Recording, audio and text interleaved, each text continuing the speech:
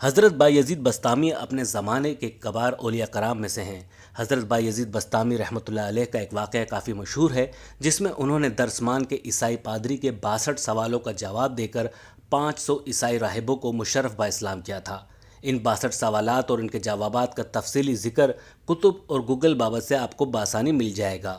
ان 62 سوالوں میں سے ایک سوال راہبوں نے یہ کیا تھا: گدھا ہینگتے وقت کیا کہتا ہے؟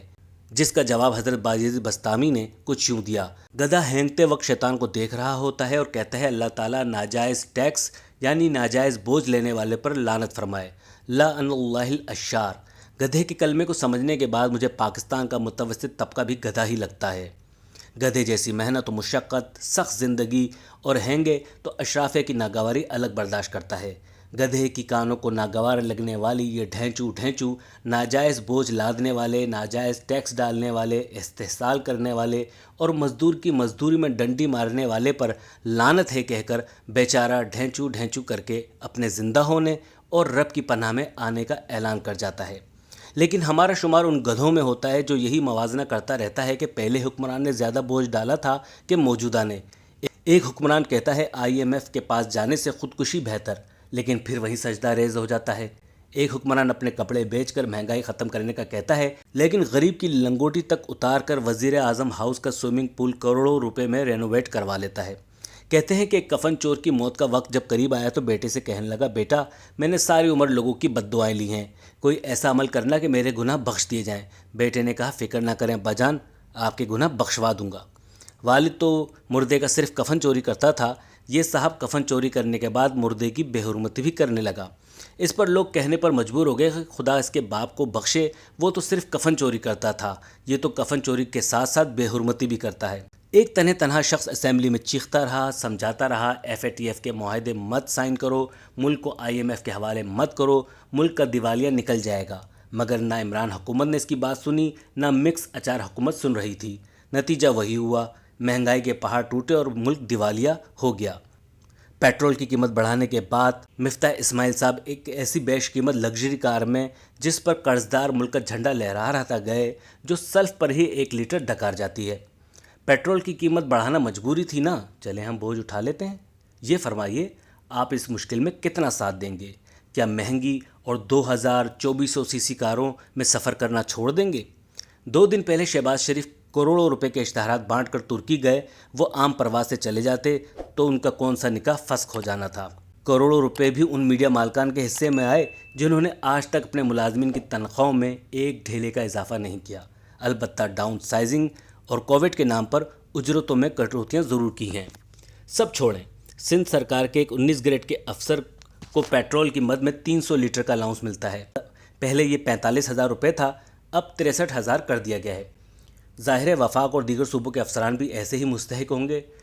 اراکین اسمبلی پر تو فطرانہ صدقہ بھی واجب ہے، سو ان سے کیا کہنا۔ لے دے کر میں اور آپ رہ گئے ہیں جن کی ہر سانس ٹیکس پر ہے۔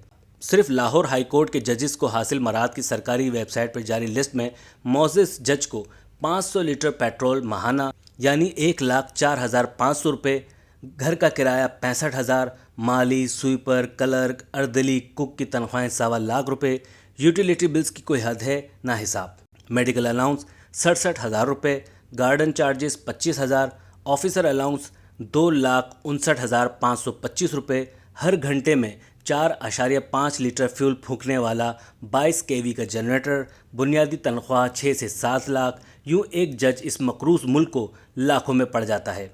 باقی درجنوں کورٹس کے سینکڑوں ججز اور سینکڑوں دیگر سرکاری محکموں، فوج اور اداروں کے ہزاروں افسران کی عیاشی جملہ لوازمات کو اسی پہ قیاس کر سکتے ہیں۔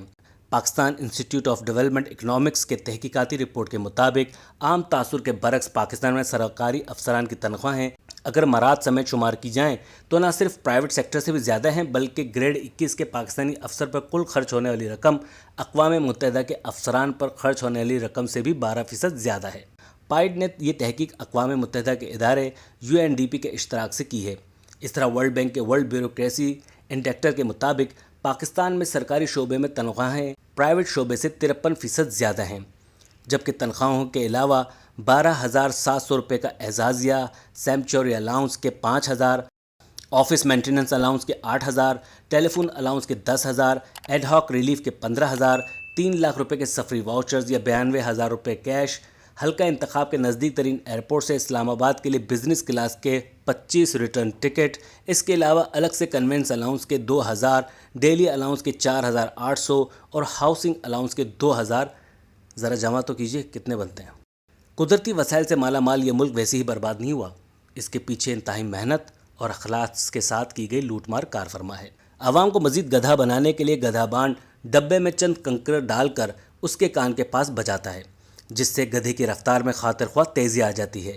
بالکل ایسے ہی ان گدھوں کے کانوں میں کے ساتھ کنکر والا ڈبہ ہلا کر روس سے سستا تیل لینے، سائیکل پر وزیر اعظم ہاؤس جانے، گورنر ہاؤسز ایوان صدر کو یونیورسٹی بنانے، پیٹرول 50 روپے لیٹر کرنے، ماہانہ آمدن میں اضافے، کروڑوں نوکریوں، روٹی کپڑا مکان کا کامیاب منجن بیچے گا، جبکہ دوسرا مالک پہلے مالک کے ظالمانہ معاہدوں کی بانسری بجا کر کہے گا عاشق مجبورا۔